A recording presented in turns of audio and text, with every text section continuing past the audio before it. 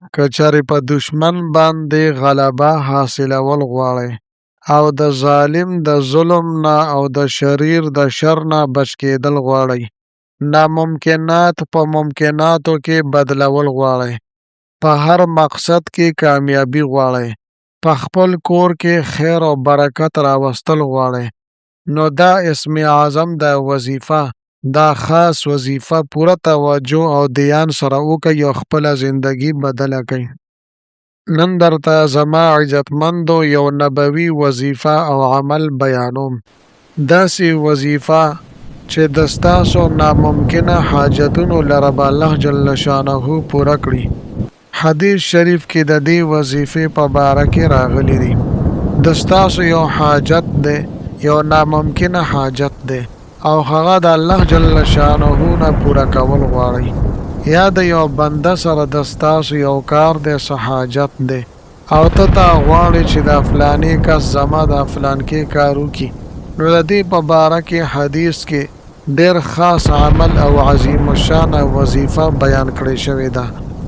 لہذا زما عزتمندو دا خاص او بهترین عمل په خپله زده کړئ، خپل حاجتونه د رب کریم نه قبول او منظور وګرځوئ، د مشکلاتو نه او د پریشانو نه نجات حاصل کړئ، خپلو دعاګانو لره د قبولیت درجه ورکړئ. زما عزتمندو په زندګۍ کې صرف یو پیره دا خاص عمل ازماو کوئ، انشاءالله تعالی د دې چې کوم حیران کن کمالات دي دا به تاسو ووینئ.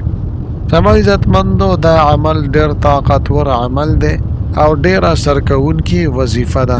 دا داسې وظیفه ده چې دې ته نبوي وظیفه ویل کېږي. په حدیث پاک کې راځي چې کله د څه حاجت راپېښ شي، څه قسمه حاجت دی د ناممکنه حاجت دی یا مشکل او پریشانۍ کې راګیر شي، په مصیبت کې او تکلیف کې راګیر شي، د الله جل شانه نه خپل حاجتونه پوره کول غواړي چې الله جل شانه دا لوی نه لوی او ناممکنه حاجتونه دستا پوره کړي. یا د یو بني آدم سره دستا څه کار دی، هغه ته د څه حاجت راپېښ شوی دی، خو هغه په هغه کار کې ټال مټول کوي او ته دا غواړې چې دا انسان زما دا کار وکړي. حالانکه که چېرې تاسو سوچ وکئ نو هر یو کار د الله جل شانه په حکم سره کیږي، هر یو کار د الله جل شانه په قدرت کامله باندې کیږي، هر یو کار د الله جل شانه په مشیت او ارادې سره کیږي. نو زما عزتمندو چې کوم کار د پاره الله جل شانه وغواړي چې هغه دې وشي، نو د هغې دپاره به د ستاسو دپاره څوک بنده سبب جوړ کړي. د هر یو مسلمان بنده دپاره دا جایز ده چې څومره اسباب دي هغه به اختیاروي، باقی نتیجه به د الله جل شانه په ذات باندې پرېږدي. دا بني آدم به صرف اسباب او دغه وسیله استعمالی او د هغې د قبلېدو دپاره او بیا د الله جل شانه نه دعاګانې غواړي، منت او زاري به کوي. د یو صحابي په باره کې راځي چې په اوښه باندې راغو نبي کریم صلی الله علیه وسلم سره ملاقات دپاره. کله چې هغه مسجد نبوي له دننه شو، نو نبي کریم صلی الله علیه وسلم ترې تپوس وکړو چې په سورلۍ باندې راغی، نو هغوی وفرمیل چې اوجي. نبي علیه صلات وسلام وفرمیل چې هغه تا وتړله، نو هغه ورته جواب کې وفرمیل چې جی حضور ما تړلې نه ده، د الله جل شانه په ذات باندې زما بروسه او توکل دی. نو نبي کریم صلی الله علیه وسلم ورته وفرمیل چې لاړ شه دغه اوښه دې وتړه او بیا د الله جل شانه په ذات باندې بروسه، یقین او توکل وکړه. نو زما عزتمندو دا زمونږ دپاره جایز دی چې څومره اسباب دي دا به مونږه اختیارو، چې څومره وسیلې دي دا به مونږه اختیارو، ځکه الله جل شانه مونږ ته ذهن راکړی دی، الله جل شانه مونږ ته لاس او خپې راکړي دي، الله جل شانه مونږ ته زړه راکړی دی، نو مونږه به دا ټول اعضا استعمالو، خو زمونږه دا عقیده به وي، زمونږه دا ایمان به وي چې الله جل شانه مسبب الاسباب دی. الله جل شانه وغواړي زما په دې اسبابو کې، زما په دې وسیله کې به خیر او برکت چې یو دې ته به د قبولیت درجه ورکوي. لہذا زما عزتمندو دا کومه وظیفه چې زه نن تاسو ته بیانوم، دا ډیره اسانه وظیفه ده، ډیر اسان عمل دی. دا د اسم اعظم والا عمل دی، نبوي عمل دی.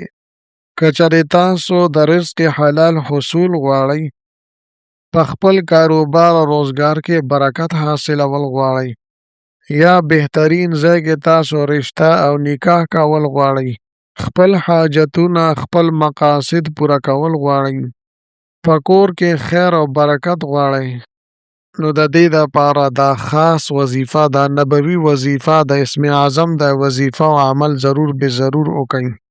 خو دا یو خبره واورئ چې په دې کې 2 رکعاته نفل صلات حاجت کول دي. نو دا وظیفه به په هغه ټایم کې کوئ چې مکروه ټایم نه وي. اوس دا وظیفه او دا عمل به کوئ تاسو څنګه مکمل ترتیب او طریقې کار زه تاسو ته بیانوم. که چېرې زما چینل مو لا تر اوسه پورې سبسکرایب کړی نه وي نو برای مهرباني دا چینل سبسکرایب کړئ. سبسکرایب سره خوا کې د ټلی والا نشان دی دا تاسو کلیک کړئ او سلیکټ آل یې کړئ د دې دپاره چې د هر راتلونکي ویډیو نوټیفیکیشن تاسو ته ملاویږي. زما عزتمندو زما د حوصله افزایي دپاره ویډیو ضرور لایک کړئ او لاندې کمنټ کې تاسو ماشاءالله، سبحان الله، جزاک الله یا د دې په شان د نور ښکلي ښکلي الفاظ منشن کړئ ولیکئ دې دپاره چې ما له حوصله افزایي ملاویږي او نور ډېر ښکلي ښکلي وظایف زه تاسو ته په دې چینل کې راوړم. خو زما عزتمندو د ټولو نه پیله اول به تاسو صحیح طریقې سره اودس چردام وکئ. بیا که چېرې مکروه ټایم نو 2 رکعاته نفل صلات حاجت به تاسو وکئ. کله چې تاسو 2 رکعاته نفل صلات حاجت وکړه نو بیا به د الله جل شانه حمد و ثنا بیان کړئ. که نوره حمد و ثنا تاسو ته نه درځي نو د مونځ والا تاسو ویلی شئ، یعنی سبحانک اللهم وبحمدک وتبارک اسمک وتعالی جدک ولا اله غیرک. د دې نه پس به بیا 21 مرتبه 21 پیرې به تاسو درود شریف ولولئ. ښه دا ده چې درود ابراهیمي وي، یعنی اللهم صل علی محمد وعلى آل محمد تر اخره پورې. او بیا به تاسو دا کلمات مبارکه ولولئ: لا اله الا هو العظیم الحلیم، لا اله الا الله رب العرش العظیم، لا اله الا الله رب السماوات ورب الارض ورب العرش العظیم. نو دې طریقې سره به دا 100 مرتبه 100 پیرې ولولئ. اوس که چېرې تاسو دا وایئ چې یاره دا دعا خو مونږ ته نه یادېږي نو یا خو ویډیو په ځای باندې ودروئ، سکرین مخامخ ځان ته کېږدئ او تاسو 100 پیرې دا ورد او وظیفه وکئ. یا لاندې ډسکرپشن کې ما تاسو ته دا کلمات مبارکه لیکلي دي او زور زیر پې هم شته دی، نو هغه لاندې ډسکرپشن نه هم تاسو دا وظیفه او دا ورد کولی شئ. کله چې مو دا وکړه نو بیا به اخره کې 21 پیرې درود شریف تاسو ولولئ او بیا به د دعا دپاره لاس پورته کئ. الله جل شانه په دربار عالیه کې به انتهایی توجه سره عاجزۍ او ګړګړه سره دعاګانې وغواړئ. انشاءالله تعالی ضرور به ضرور به الله جل شانه د ستاسو مدد فرمای. د ستاسو په زندګۍ کې به عظیم الشان انقلابات الله جل شانه راولي. لہذا زما عزتمندو دا وظیفه په خپله هم وکئ او خپلو وروڼو دوستانو سره هم د صدقې جاري په نیت سره شیر کئ. ملاویږم به تاسو سره بله ویډیو کې بلې وظیفې سره. تر هغه وخته پورې ماله اجازت راکئ. د لوی الله په امان.